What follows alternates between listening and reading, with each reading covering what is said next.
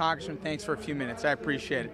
Give me expectations here for this. We just saw the Mitt Romney with latest numbers didn't get much of a bounce out of Tampa. Is there a number in your head here? The president should pick up 3, 2, 4 points. What should he get out of these next 3 days? Well, I think the president is going to pick up 3 to 4 points easily. I think that what we're going to do and what I anticipate happening here is substance. I think that you saw fluff last week. You're going to see substance this week, where the president's going to talk about exactly where we started from, where we are now, and where we will go. I don't think you heard any of that last week. And I think that is what those individuals, and we're not talking about a lot, those individuals that are in the middle, those individuals who are independents, that are undecided, that's what they're looking for. They're looking to listen. They're evaluating. They're judging, if you will, both of the candidates and both of the parties at this stage of the game. They saw what took place last week. They didn't see substance. They're going to see substance this week, and that's what I'm looking for, the week of substance, of letting the American people know where we are and where we're headed. Well, the president mentioned there was no secret sauce that Mitt Romney laid out here. He just laid out all the things that were wrong without his own remedy. You said specifics. I'm hearing different things from different Democrats that it's not incumbent on him to lay out a roadmap. You think he should?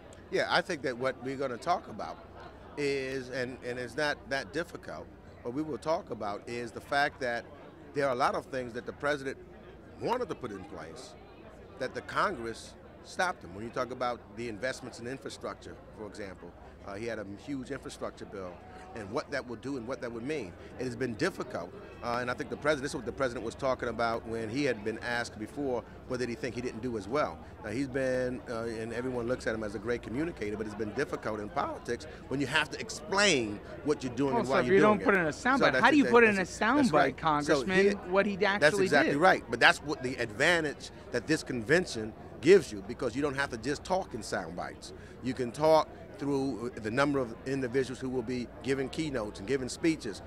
Those are going to be individuals that can talk and get that message through, and then from that gives us the base of which to operate to then do the kind of sound bites that I think that some won't want to see as we move around. So you'll see substance and that can be put forward, of which maybe sound bites can be extracted from. But those who are intently listening, because I think that as you look at the viewerships of these conventions, you have 2 viewerships.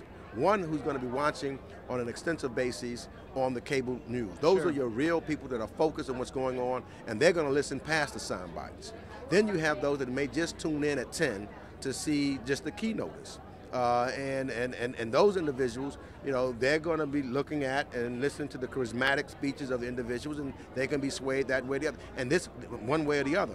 This will give us the opportunity to get to both of those. The serious voter who's really doing the kind of evaluation, that's going to be looking at the, all of the cable coverage and then reading the newspapers in the next morning, and then the casual viewer who is looking for Clint some Eastwood in the chair. That's exactly Absolutely.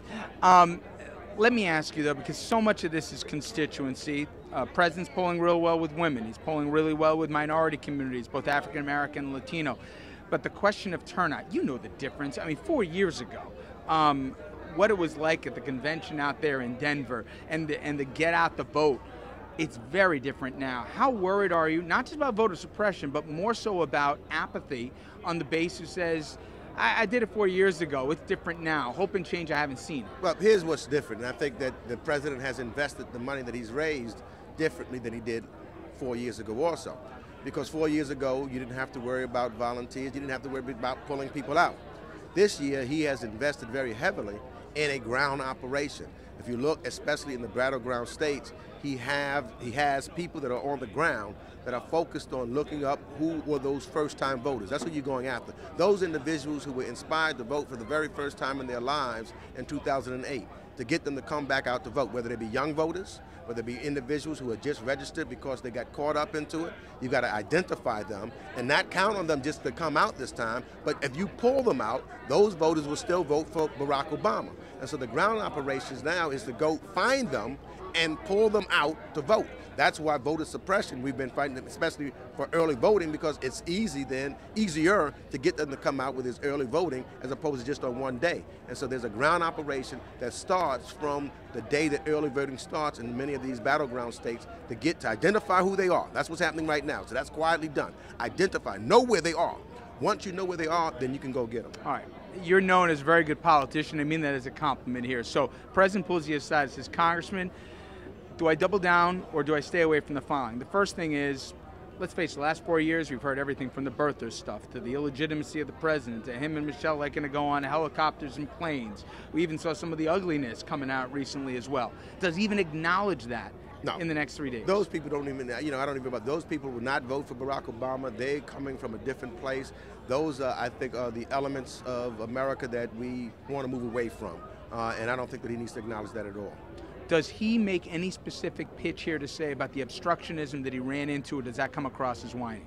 I don't think he has to do that. There's others of us who are in Congress, etc., who are there, who are fighting every day. So that's not his job to articulate that. That's my job. That's our job, who are members of Congress and others, to make sure that we get that message out. Well, let me ask you about your job, because you got some different people in your job here. Your constituency has changed, like so many districts redrawn here.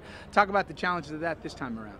Well, you got new people. To me, that's also always exciting and invigorating, because it means that you've got to go out, you've got to meet people that you don't know, you've got to deal with issues and concerns of individuals who I had not dealt with over the last 14 years that I've been in Congress. It's exciting to me. And so I've been knocking on doors, talking to folks, listening to folks most importantly, and it's what makes politics politics. I think it's what keeps your blood boiling and moving and keeps you excited. You never get bored, and it gives you an opportunity to help more people. Is this going to be a nail-biter of an election, you think? It's going to be a close election. You think so? And yes, it'll be a close election. But that's what democracy is all about, and that's why this country's so great. All right. Thank you so much, Congressman.